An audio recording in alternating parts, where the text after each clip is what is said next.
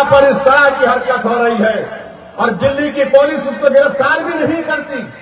मुबारक हो तुम्हारी बहादुरी पर, मुबारक हो कि तुम खामोश बैठे हो। अरे अगर चीफ जस्टिस कंप्लेन नहीं करते तो तुम तो एक्शन ले सकते थे, लेकर जाते हो उसको। उत्तर प्रदेश में बच्चों को पकड़ा जाता है, पीटा जाता है और पुलिस की गाड़ी से उतारकर उनको बोलते हैं कि कान पकड़कर माफी मांगो, क्योंकि उसका नाम राकेश किशोर है। क्या तुम्हारा बाप लगता हो, तुम्हारा ससुरा लगता हो कि तुम उस पर केस नहीं बुक करते? और कोई पोस्टर उठाता है तो 1300 लोगों पे केस बुक हो जाता है, 40 गिरफ्तार हो जाते हैं। हरकत हमारे भारत के सुप्रीम कोर्ट में हुई कि एक शख्स जिसका नाम रोशन राकेश किशोर था, इसने चीफ जस्टिस के इजलास में कोर्ट नंबर 1 में चीफ जस्टिस के सामने जूता उतार कर फेंक दिया उसके कोर्ट में। इसका नाम क्या था? राकेश किशोर। हमारे भारत की सबसे बड़ी कोर्ट, सुप्रीम कोर्ट के जज जो है वो दूसरे दलित जज है। मैं हमारे दलित भाइयों को पैगाम देना चाह रहा हूं, हमारे अंबेडकरवादी आइडियोलॉजी को मानने वालों को पैगाम दे रहा हूं, जो बाबा साहेब अंबेडकर को मानते हैं उनको पैगाम दे रहा हूं, उन भारत के नागरिकों को जो संविधान को मानते हैं उनको पैगाम दे रहा हूं।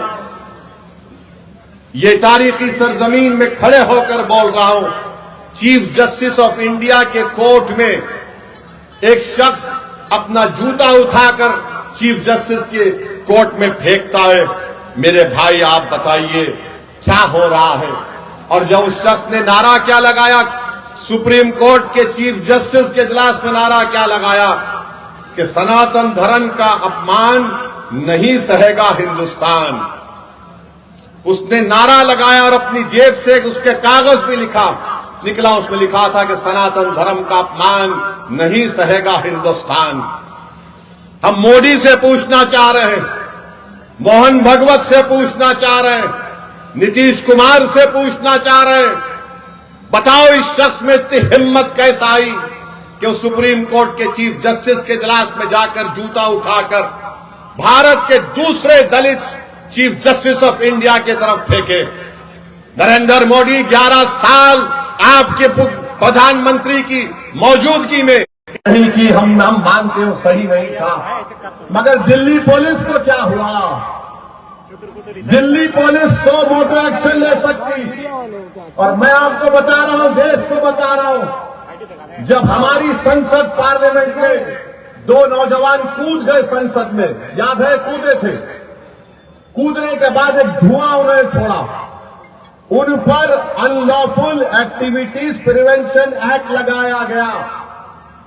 भारत के प्रधानमंत्री, दिल्ली की पुलिस आपके मातहत आती है और आप खाली एक बयान दे दिए, ये बहुत गलत हुआ।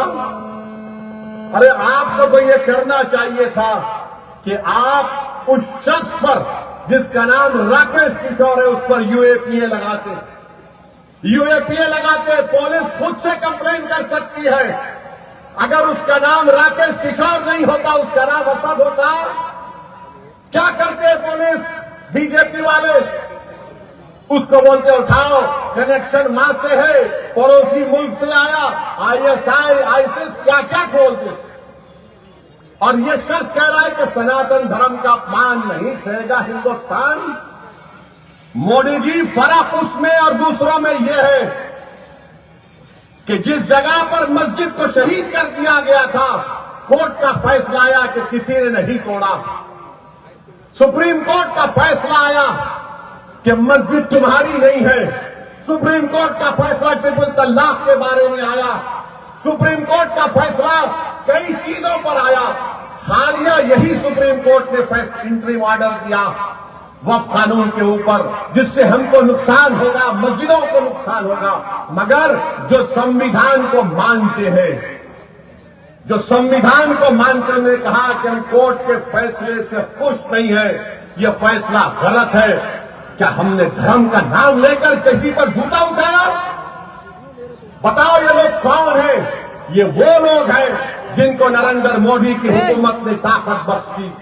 ये वो लोग हैं जिनके दिलों में जहर उगल दिया गया। ये वो लोग हैं, आज भी ये राकेश किशोर बोलता है कि मुझे किसी चीज की परवाह नहीं है, मुझे कोई गम नहीं है कि मैंने चीफ जस्टिस ऑफ इंडिया के सामने जूता उठाकर फेंका। ये क्या हो रहा है हमारे देश में? इंसाफ की जगह पर इस तरह की हरकत हो रही है और दिल्ली की पुलिस उसको गिरफ्तार भी नहीं करती। मुबारक हो तुम्हारी बहादुरी पर, मुबारक हो कि तुम खामोश बैठे हो। अरे अगर चीफ जस्टिस कंप्लेन नहीं करते तो तुम तो एक्शन ले सकते थे, लेकर जाते हो उसको। उत्तर प्रदेश में बच्चों को पकड़ा जाता है, पीटा जाता है और पुलिस की गाड़ी से उतारकर उनको बोलते हैं कि कान पकड़कर माफी मांगो, क्योंकि उसका नाम राकेश किशोर है। क्या तुम्हारा बाप लगता हो, तुम्हारा ससुरा लगता हो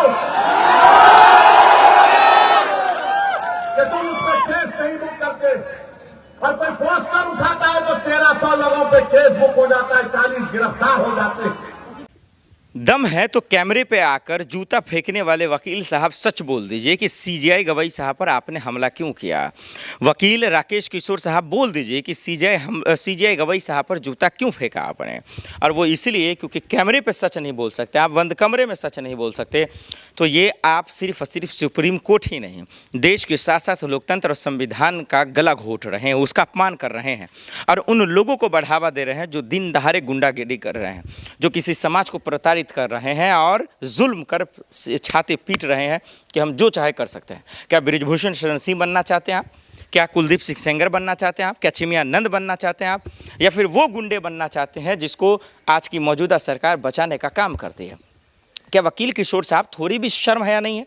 क्या आपने पूरी तरीके से शर्म हया को बेच कर रखा? क्या आपका परिवार नहीं है? क्या वहाँ मुंह नहीं दिखाना है? क्या बोलेंगे जाकर बच्चों को और अपने परिवारों को कि हमने सीजीआई गवई साहब पर जूता फेंक दिया? वो इसलिए कि मैं किसी बात से नाराज़ था, हिंदू मुसलमान के नाम से नाराज़ था, मंदिर मस्जिद के नाम पर नाराज़ था। किस बात की आपने पढ़ाई की थी? क्या आपने कुरान या ऋग्वेद या गीता की पढ़ाई पढ़ी थी या कानून संविधान के कानून की पढ़ाई पढ़ी थी आप? अगर आपने संविधान की पढ़ाई पढ़ी, कानून व्यवस्था की पढ़ाई पढ़ी, फिर आपके जहन में, दिमाग में ये जहर कहाँ से आ गया हिंदू मुसलमान का, मंदिर मस्जिद का, कि आप किसी सीजीआई गवई साहब पर हमला कर देंगे, जज महोदय पर हमला कर देंगे, जूता फेंक देंगे? आज कैमरे पे आप जैसे वकील को ये बोलना चाहिए था कि आखिर अंबेडकर जी के दुश्मन कौन है, संविधान का दुश्मन कौन है, या फिर आपको दुश्मन बना कौन रहा है। क्या ग्वालियर कोर्ट का मामला भूल जाएंगे जहां अंबेडकर जी की मूर्ति तोड़ दी जाती है और साफ कहा जाता है कि मूर्ति यहाँ नहीं लगेगी, नहीं लगेगी, नहीं लगेगी।